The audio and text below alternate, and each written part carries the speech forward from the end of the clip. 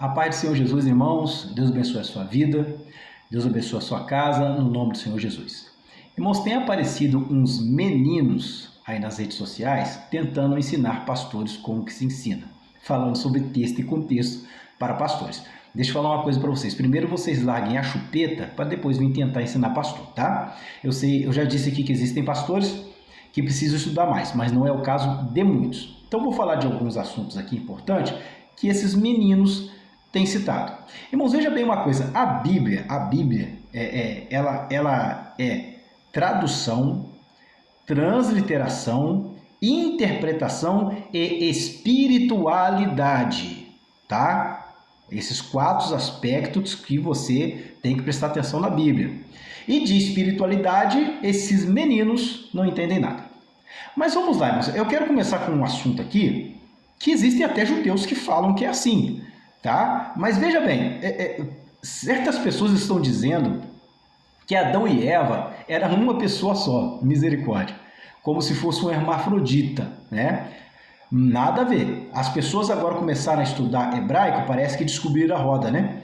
Mas eu também tenho originais e, se for preciso, eu pesquiso no Google também. Mas os livros que eu tenho me dão um suporte muito bom. Não tem nada de que Adão e Eva eram uma pessoa só, não.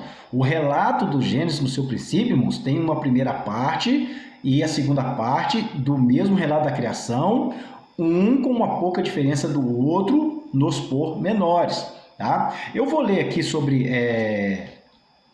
o Gênesis capítulo 1, a criação do homem, que diz assim, é o texto que eles pegam para falar que Adão e Eva eram uma pessoa só, que era homem e mulher no mesmo lugar. Não estou nem falando aqui de homossexual, é uma questão bíblica, tá? Vamos ver aqui, ó. Diz assim, ó, Gênesis 1, 27. E criou Deus o homem à sua imagem, a imagem de Deus o criou, macho e fêmea os criou. E Deus os abençoou e disse, por favor. Aí as pessoas veem, não, porque se você for no hebraico não está assim, não está exatamente assim. Mas no hebraico também deixa bem claro, tá? Que são duas pessoas nesse princípio desse versículo aqui. Por favor, não use de engano, tá? E além do mais, a Bíblia vai dizer, irmãos, aqui no seu capítulo número 2, que é a continuação da criação, tá certo? A continuação da criação, aonde Deus vai dizer assim, ó, capítulo 2, versículo 18, não é bom que o homem esteja só. Ele está falando de uma pessoa, por favor. Ele está falando de uma pessoa, que não é bom que aquela pessoa não esteja só, tá? Vamos respeitar texto e contexto bíblico, pelo amor de Deus.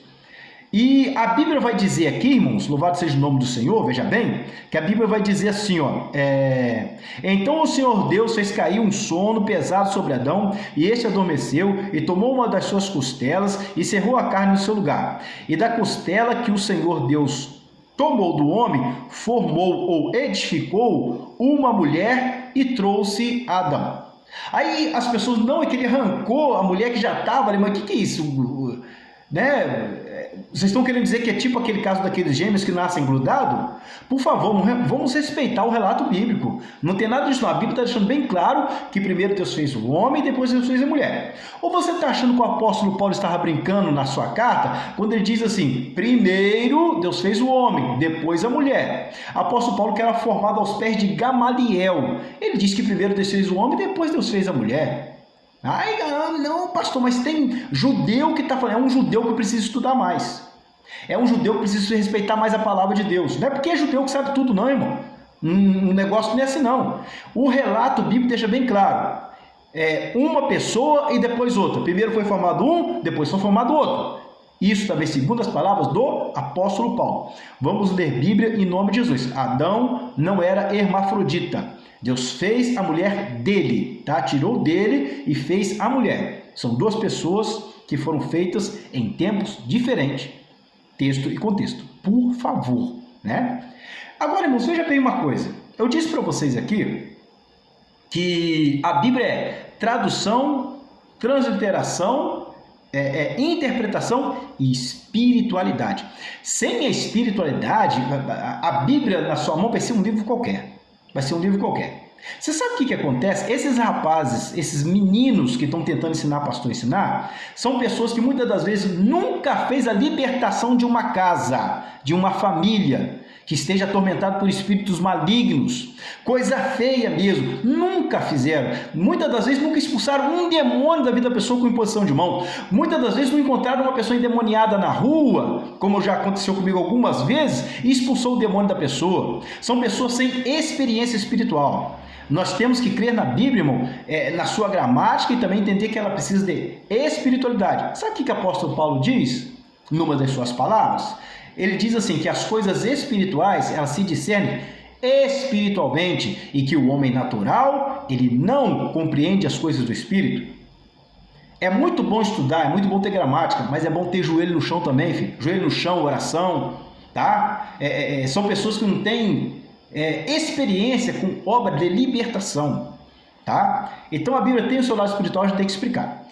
Veja bem, em muitos textos bíblicos, essas pessoas dizem que, por exemplo, quando a Bíblia está dizendo, no livro de Isaías, capítulo 14, como caíste do céu, a estrela da alva, né? E vai dando ali essas características, diz assim, ó, como caíste do céu, a estrela da manhã, filha da alva, como foste lançado por terra, tu que debilitavas as nações.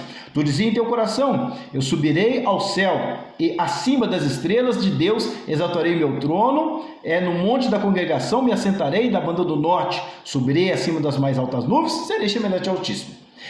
Eles dizem, não, a Bíblia aqui não está falando de Satanás. O contexto aqui, a Bíblia não está falando de Satanás, né? Eles vão, irmãos, lá em Ezequiel 28, eles pegam Ezequiel 28, né? E eles vão dizer assim, não, esses pastores, eles não sabem ensinar a Bíblia não, gente. Esses pastores não sabem ensinar a Bíblia não. Porque em Ezequiel 28, está falando sobre o rei de Tiro. Não tem nada a ver com o diabo, né? Não tem nada a ver com o diabo, está falando aqui sobre o Tiro. Sim, irmãos, preste bem atenção uma coisa. A espiritualidade da Bíblia é muito importante. A Bíblia está falando aqui sobre o rei de Tiro, sim, mas as palavras que estão sendo ditas a respeito dele estão deixando bem claro que ele está sendo uma representação de Satanás, ele está sendo uma representação do diabo. Por favor, né? Estavas no Éden, jardim de Deus, toda pedra preciosa era a tua cobertura, a sardônio, o topázio, o diamante, a turquesa, o ônix, o jaspe, a satira, o carbúnculo, a esmeralda, e aí vai, né? Tu eras querubim ungido para proteger, te estabeleci no monte santo de Deus estavas. Está bem claro aqui que o rei de Tiro está em uma representação de Satanás. Não, isso não é o diabo, aquilo não é o diabo. O que você me diz quando Pedro chega para Jesus e fala assim, Senhor, explicando que às vezes fala, não importa que tu morra, o Senhor não pode morrer não, Jesus. Não precisa passar por isso. O que Jesus diz para ele? Para trás de mim, Satanás. Ah não, pastor, mas você tem que entender que Satanás significa adversário. Toda palavra significa alguma coisa, né, filho? Pelo amor de Deus. Toda palavra significa alguma coisa, né? Jesus diz assim, para trás de mim, Satanás. Será que Pedro era Satanás? Será que Pedro era Satanás? É claro que não. Mas houve uma representação espiritual ali e Jesus repreendeu o diabo. Porque o inimigo não queria que Jesus morresse e trouxesse salvação para as pessoas. Então, filho, vai estudar e vai orar para ter espiritualidade no nome de Jesus. Ah, porque não é o diabo. Vamos ver aqui Apocalipse. Veja bem aqui, Apocalipse. Capítulo número 20. Apocalipse 20. Versículo número 3 diz assim. Apocalipse 20, versículo número 2. E ele prendeu o dragão, a antiga serpente, que é diabo e Satanás. Tá? Dragão, antiga serpente, diabo e Satanás. Aqui está os 4 nomes do infeliz. Os 4 nomes dele. Você quer mais o quê? Aí você vai falar que isso aqui também não está falando do diabo, não? Então, irmãos, em nome de Jesus, sempre texto e contexto. Sempre respeite a Bíblia como palavra de Deus, porque se você respeitá-la como palavra de Deus, você vai entender a espiritualidade da Bíblia, coisa que muita gente não entende e nem tem. Tá bom? Que Deus abençoe sua vida, sua casa, no nome de Jesus.